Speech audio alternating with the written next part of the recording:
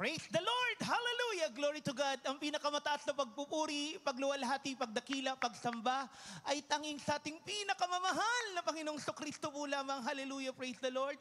Ganon din po ang dobleng paggalang pagbati sa ating dearly beloved evangelist pastor, Will Distrada Almeda, the end-time prophet of God. Ganon din sa pag-aalala sa mga turo't aral nating beloved assistant pastor, Lina C. Almeda, ating beloved children at sa inyo pong lahat. Purihin ng ating pinakamamahal na Panginoong Jesus. Hallelujah. Praise the Lord. Pasalamatan ko po sa ating pinakamamahal na Panginoong Jesus. Noong aking pong maalala, nung tayo po the last week, nasa dako po ng Marikina po.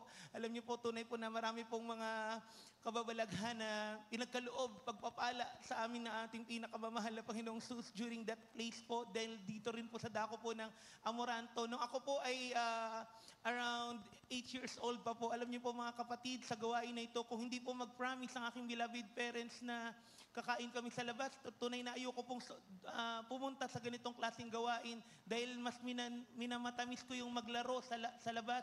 Ngunit gaano kadakilang ating pinakamamahal na Panginoong Jesus. Tunay na namadama ko ang presensya ng ating pinakamamahal na Panginoong Jesus nung tayo po nasa dako po ng Cuneta Astrodome. Tunay po na habang umaawit yung beloved choir, tunay po na bilang bata, nadama ko po ang presensya ng ating pinakamamahal na Panginoong Jesus. Yun ang pasimula ng binago po ng ating pinakamamahal na Panginoong Jesus ang aking lakad sa harapan ng ating pinakamamahal na Panginoong Jesus.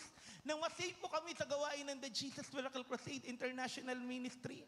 Way back 1989 po, ang akin pong beloved mama ay may karamdamang cancer sa ovary saka sa uterus. During that time, after operation po ng aking beloved mama, tunay po na tinaningan po yan ng doktor na within 3 years mamamatay na po ang aking beloved mama. Kung panahon na po yun, 89, 90, 91, 92, dapat patay na po ang aking beloved mama.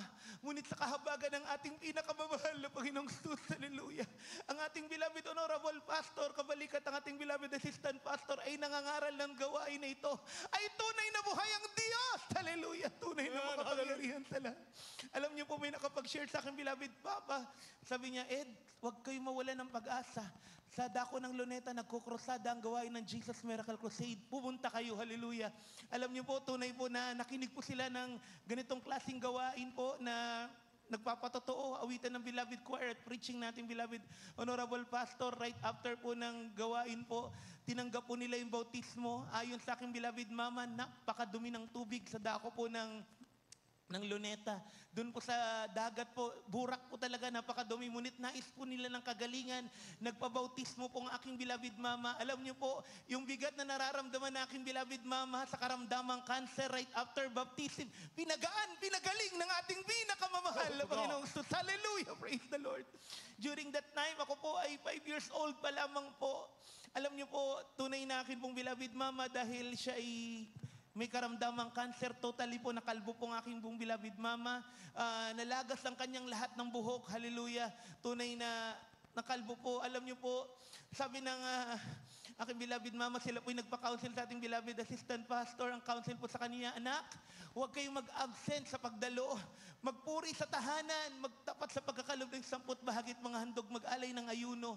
Alam niyo po, tumalima po ang aking pong beloved mama. Ang kanyang kalbong ulo, muli pong pinahaba ng ating pinakamamahal na Panginoong Jesus. Purihin ang ating pinakamamahal na Panginoong Jesus.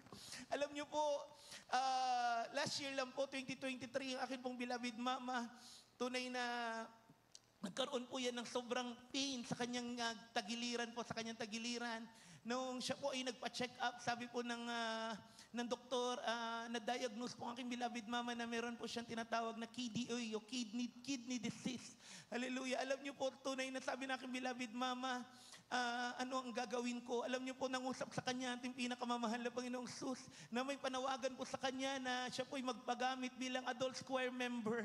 Alam niyo po, right after po na magpag-ayuno aking beloved mama, tumalima sa ating pinakamamahal na Panginoong Jesus sa tawag ng Diyos. Hallelujah. Nagpagamit po aking beloved mama bilang adult choir member. Alam niyo po, yung kanyang karamdamang na kidney disease, tunay na pinagaling ng ating pinakamamahal na Panginoong Jesus. Hallelujah. Praise the Lord. Pasalamatan ko po sa ating pinakamamahal na Panginoong Sus na ang ating Diyos ay mapag-ingat na Diyos. During 2019, kami po ay nasa dako ng sukat. Alam niyo po na nagagawain po tayo doon. Tumawag yung aking katrabaho. Sabi niya, Kuya Roel, may napakalaking sunog sa dako ng C5. Hallelujah. Alam niyo po, tunay na bilang tao, nahintakutan po ako. Sabi ko, doon kami malapit nakatira sa dako ng C5. Hallelujah. Alam niyo po, tumawag po ako sa isang customer ko na ating kapitbahay. Sabi ko, meron daw po bang sunog dyan? Sabi niya, nasa Pangasinan kami, pero totoong malaki ang sunog. Lusot-lusutan sa dako ng Korokan, sa likod ng Dita, napakalaki ng sunog. Alam niyo po, sinabi ko sa aking beloved wife, sabi ko, sweetheart, may malaking sunog. Sabi niya, wala akong magagawa, wala tayong magagawa. Lumuhod ka, manalangin ka dyan, magtiwala ka sa ating pinakamamahal na Panginoong Jesus. Hallelujah. Alam niyo po, tunay na pagtapos ng banal na gawain, kami po may dinner sa dako po ng MOA. Habang kami po nasa taxi, natatanaw ko po yung napakalaking usok sa dako po ng C5. Hallelujah. Bilang tao, kinakabahan po ako. Bago po kami umuwi, tinawag ko yung aking mga anak. Sabi ko, mga anak, manalangin tayo. Manalangin tayo na ingatan ng ating pinakamamahal na Panginoong Jesus ang aming tahanan. Alam niyo po, sa kahabagan natin pinakamamahal na Panginoong Jesus, pag uwi po namin sa aming lugar, sa dako ng Western Bikutan, nakasalubong po ako ng ating, dahil blackout na po, walang pong ilaw, nasalubong po ako ng ating kapatiran na doon nakatira. Sabi ko, praise the Lord, te, kamusta ang bahay, ang ating mga bahay? Sabi niya, pinapuntahan ko sa tao ko yung bahay ninyo, at iningatan ng Diyos, hallelujah, ang bahay ng kanyang mga anak, purihin ang ating pinakamamahal na Panginoon.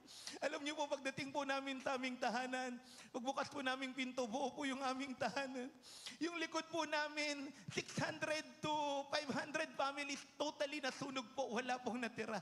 Alam niyo po, pag nakita niyo po yung mga jealousy, tunay na biyak-biyak na po, butas-butas na po, yung mga baga lumulusot po dun sa kobre kama, ngunit dun na po namamatay yung apoy. Pinag-ingatan ng ating pinakamamahal na Panginoon Sus ang bahay ng kanyang mga anak. Hallelujah. At alam niyo po, kinabukasan, sabi po ng aming mga kapitbahay, sabi niya, kaya pala hindi nasunog to dahil trusses yung bahay nila. Puro bakal, hallelujah. Alam mo, sabi nung isang karpentero, sabi niya, alam mo, ang apoy walang pinipili, pag nais niyang sunugin, susunugin niya.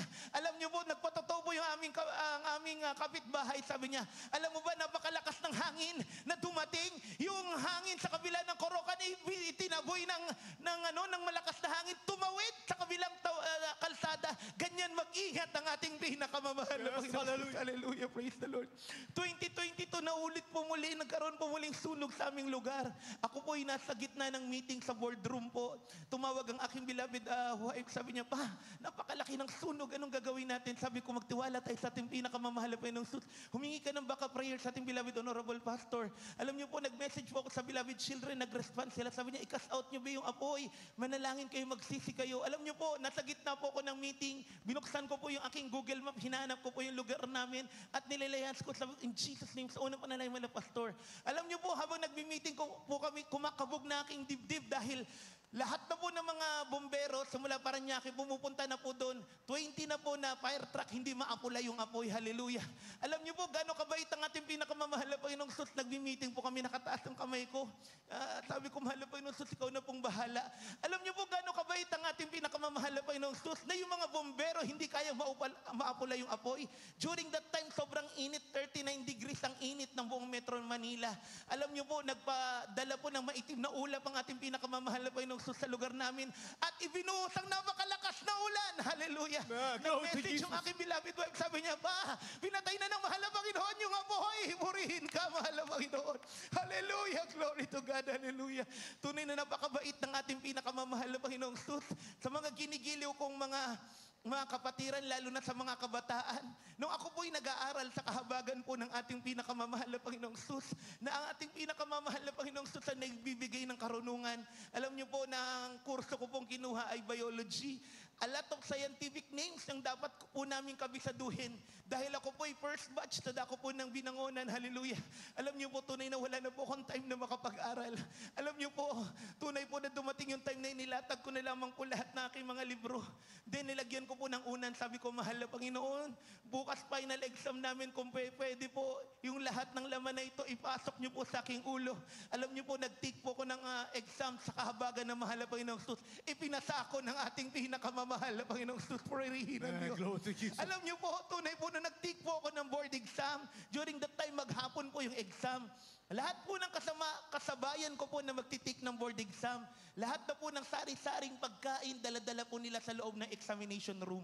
Alam niyo po, ang dala ko po sa kahabagan ng ating pinakamamahal na Panginoong Sus. Ako po ay sa kahabagan nating mahal na Panginoon, nakatapos ng 6 na araw na pag-aayuno. Then dito po ako nag-overnight sa dako ng Amoranto at na-elehans po ako nating beloved honorable pastor. Yan po ang aking baon. At nung nagtitik na po ako ng almost more than 500 items sa exam, chinishadan ko na po, hindi ko na po alam dahil sa sobrang pagod, gutom, hallelujah, bitak na po ang aking labi. Sabi ko na lang sa exam, hallelujah, praise the Lord, hallelujah, praise the Lord, hallelujah, praise the Lord. 2008 lumabas yung result, ipinasa ako ng ating pinakamamahal na Panginoong Sus. Hallelujah, praise the Lord, hallelujah. Pasalamatan ko po sa ating pinakamamahal na Panginoong Sus, ang aking beloved wife, sa aming firstborn, sabi ng OB, ang bata ay nakapahalang. Kung nakapahalang yung bata, ang aking beloved wife, ma-CS. Tunay na that time, wala kaming pambayad ng CS. Ayaw ko ma-CS ang aking beloved wife. Alam niyo po, umaawit po ang beloved choir. Hallelujah. Sabi ko, mahal na Panginoon, wala akong pinansyal na pag-CS sa aking beloved wife. Tulungan mo po ako. Hallelujah. Habang kumikilos ang presensya ng ating pinakamamahal na Panginoong Sus, umaawit ang beloved finest choir. Nakakita ako ng isang malaking butas sa kamay na napakalaki sa isang bahay bata. Yung bahay bata, inaayos po. Tunay po na inaayos po. Right after po namin magpa-check up, yung akin pong beloved wife, normal na kapanganak, purihin ng ating pinakamamahal na Panginoong Sus. Puri ka, dakilan Diyos. Sa ating mga anak, turuan po natin silang manalangin. Alam niyo po yung aking pong bunso, sa akin yung pangalawang anak. Pag sila po'y meron sakit, galing po sila ng gawain, sobrang pagod dahil patig maghapon, hallelujah. Alam niyo po, tunay na nilagnat yung aking beloved son. Sabi ko, anak, mailagnat ka, manalangin ka sa ating pinakamamahal na Panginoong Sus. Kung hindi ka makapasok bukas. Hallelujah. Alam niyo po, nakita ko yung aking anak, tunay na nilalehan sa kanyang sarili. At sa pangunang panalangin ng mahal na pastor, tunay na pinagpapawisan, pinagagaling ng ating pinakamamahal na Panginoong Sus. Hallelujah. Praise the Lord. Salamatan ko po sa ating pinakamamahal na Panginoong Sus. Nung kami po ay nasa dako po ng Marikina, nakikisabay po sa mga kapatiran, wala pong sariling sasakyan. Alam niyo po yung mga kasabayan ko po na kapatiran, nakikisakay kami sa kanilang mga jeep. Alam niyo po, yung jeep po, pag punong-puno na po, lagyan pa po yan ng upuan sa gitna ng magkabakabayo po kami para makasakay ang lahat. Alam niyo po, tunay sa kahabagan ng ating pinakamamahal na Panginoong Sus, lahat po ng mga kasabayan ko po doon, na mga beloved children po na nagsinglakihan na, ng mga naging choir na po, dating mga walang sasakyan, ngayon pinagkalooban po ng sasakyan, purihin ang ating pinakamamahal na Panginoon. Puri ka, dakilan Diyos. For almost 30 years, kami po'y walang sariling tahanan ng aking beloved mama. Kami po'y nangungupahan. Hallelujah. Naranasan namin, pinapaalis kami ng landlady, walang maibayad ng aking beloved mama, ang kanyang ATM nakasanla sa sanla. Ngunit sabi niya, nak, huwag lang tayo magtigil, maglingkod sa mahal na Panginoon. Ang sabi natin, beloved honorable pastor, patuloy tayo magtiwala sa ating pinakamamahal na Panginoon. Alam niyo po, wala po kami sariling tahanan. During pandemic time, pinagkalooban po kami ng sariling tahanan, townhouse sa dako ng Grand Valley. Purihin ang mahal na Panginoon. Tunay na napakahirap, hallelujah, kung iisipin ang ating buhay. Ngunit pagkasama natin ang ating pinakamamahal na Panginoong Sus, tunay na dumadali ang lakad natin sa harapan niya, hallelujah. Alam niyo po, marami pang dapat ipagpasalamat, ngunit maiksi ang ating oras. Kaya hanggang dito na lamang po ang lahat ng kapurihan, ang pagpapasalamat, pagluwalhati, pagdakila, tanging sa ating pinakamamahal na Panginoong Kristo po lamang. Hallelujah, praise the Lord.